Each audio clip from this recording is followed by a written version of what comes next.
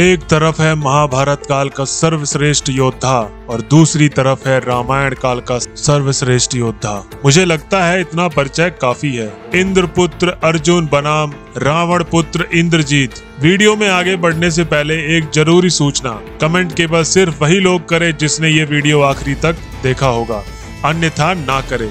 यहाँ हम आज 3 मापदंड किए हैं जो निश्चित कर देगा कि इन दोनों के बीच अगर युद्ध होता है तो कौन विजय होगा। शुरुआत करते हैं पहले मापदंड से और वो है अस्त्र और शस्त्र। यहाँ पर केवल हम उन्हीं अस्त्र शस्त्र के बारे में बात करेंगे जो ब्रह्मास्त्र के बराबर और ब्रह्मास्त्र के उच्च कोटि का हो। वहीं अर्जुन के पास पशुपास्त्र था, उसके पास ब्रह्मास्त्र भी था और उसके पास अग्नि अस्त्र था, वायु अस्त्र था, रुद्र अस्त्र था, वरुण अस्त्र था। जैसे दिव्य अस्त्र भी होते हैं, उनके पास एक धनुष भी था, उसका नाम था गांडीव। और दोस्तों उनके पास लगभग उस समय के या फिर कहें सारे ही समय के 80% दिव्यास्त्र थे जो वो देवलोक में जाकर प्राप्त किए थे और उन्होंने देवताओं से दिव्य अस्त्र भी ग्रहण किए थे अपनी भक्ति से। और उन्होंने माँ जगदम्बा की पूजा करके उनकी भक्ति और तपस्या से उनसे भी कुछ दिव्यास्त्र पाए थे। दोस्तों हमें और भी ज्यादा दिव्यास्त्र के बारे में जानने को नहीं मिला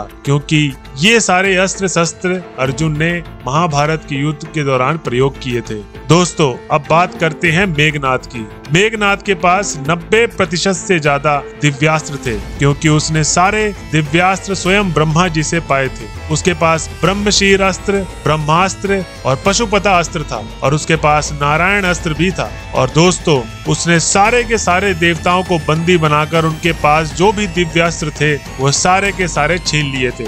इंद्रजीत के पास एक दिव्य अस्त्र भी था जो कि उसे ब्रह्मा जी से प्राप्त हुआ था और वो क्या था, वो था दिव्य रथ। अगर इंद्रजीत उस यज्ञ को पूरा करके अगर उस रथ पे बैठ जाए तो उसको कभी भी कोई योद्धा नहीं हरा सकता था। ऐसे बहुत ही कम दिव्यास्त्र थे जो कि एक नाथ के पास ना हो। फिर भी उनके पास बहुत से दिव्यास्त्र नहीं थे जो ऋषि और मुनि ने अपने तपस्या से उत्पन्न किए थे। वैसे अर्जुन के पास पशुपास्त्र था जो मेघनाद को टक्कर दे तो रहा था, किंतु फिर भी यहाँ पर इंद्रजीत आगे था क्योंकि उनके पास ब्रह्मा जी के सभी दिव्य अस्त्र थे जो भोलेनाथ जी के भी थे, जो सृष्टि को नष्ट करने में सक्षम थे। हाँ दोस्तों शस्त्रों में इंद्रजीत आगे थे। दोस्तों हम बात करते हैं दूसरे मापदंड की। दोस्तों अर्जुन 3 महारथियों के बराबर थे, वहीं मेघनाद 12 महारथियों के बराबर थे क्योंकि वह एक अति महारथी थे। और दोस्तों अर्जुन 500 बाण एक बार में चला सकते थे, वहीं इंद्रजीत भी पीछे नहीं थे।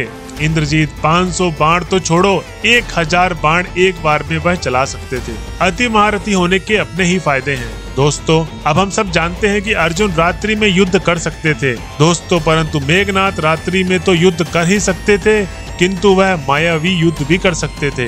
मतलब आप समझ रहे हैं ना, एक क्षण में इधर से बाण चलाया तो दूसरे क्षण में पीछे से बाण चलाया और तीसरे क्षण में दाएं से बाण चलाया। शास्त्रों के अनुसार शायद ही कोई ऐसा योद्धा हो जो इंद्रजीत को टक्कर दे सके। मैं यहाँ पर बता रहा हूँ कि मेघनाद अर्जुन से कहीं आगे थे। अब हम बात करते हैं हमारे तीसरे मापदंड की। इनके जीवन के काल में विशेष युद्ध के परिणाम क्या रहे। सबसे पहले बात करते हैं हम अर्जुन की। दोस्तों अर्जुन अपने जीवन काल में सिर्फ 3 बार ही पराजित हुए। पहले तो वो भगवान शिव से पराजित हुए और दूसरी बार अपने पुत्र बब्रुवाहन से पराजित हो चुके थे। ऐसा कहना उचित रहेगा कि बब्रुवाहन ने अपने पिता अर्जुन का वध कर दिया था, किंतु भगवान कृष्ण के कारण अर्जुन को पुनः जीवन दान मिल गया था। और तीसरी बार वह पराजित हुए थे लुटेरों से। जब वह द्वारिका गए थे वहां स्त्रियों और बच्चों को लाने के लिए, तब लुटेरों ने उन्हें पराजित कर ही दिया था। बात उस समय की है जब श्री बलराम और श्री कृष्ण ने समाधि ले ली थी। दोस्तों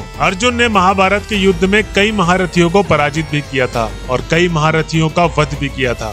आप जानते हैं कि वह महारथी कौन थे, लेकिन हम आपको बता दें महारथी कर्ण और महामहिम भीष्म जैसे महान योद्धाओं का इन्होंने वध किया था।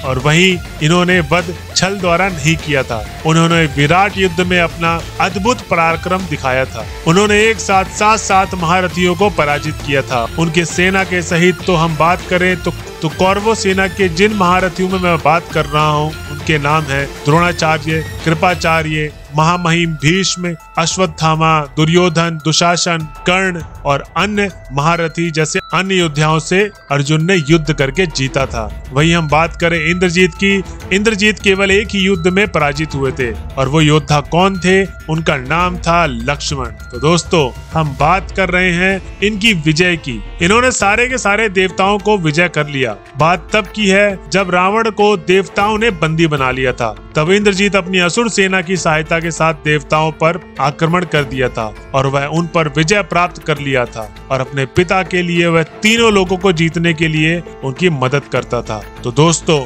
हम इंद्रजीत को तो त्रिलोक विजय भी कह सकते हैं। तो यहाँ पर मेघनाथ ही आगे हैं, लेकिन रुको अभी कहानी बाकी है। ये तो हमने 3 मापदंडों की बात की, लेकिन वहीं अगर हम बात करें दोस्तों, इसके बीच अगर युद्ध हुआ तो उसमें 4 कंडीशन निकलेंगी। लेकिन दोस्तों अगर अर्जुन और मेघनाथ का युद्ध हुआ तो इसमें चौथी कंडीशन में निकलेगी, और वो चौथी कंडीशन कौन सी है वो तो जान लीजिए। अगर अर्जुन के साथ भगवान कृष्ण और भगवान हनुमान जी उनके रथ पर सवार हुए तो अर्जुन ही जीतेंगे, भले ही मेघनाथ अपने कितने ही हाथ पांव क्यों ना चला ले। अब हम बात करते हैं दूसरे कंडीशन की, जिसमें जीत तो सकता है मेघनाथ अगर अर्जुन के साथ भगवान बजरंगबली और श्री कृष्ण भगवान ना हुए तो, और उसमें मायावी युद्ध के कारण मेघनाथ विजय हो जाएगा। तो दोस्तों आज की वीडियो आपको कैसी लगी प्लीज हमें कमेंट बॉक्स में बताएं, और आपको पता ही चल गया होगा कि योद्धाओं में सबसे बेहतर योद्धा कौन था और कौन से मापदंड अगर लगाया जाए अर्जुन जीतेंगे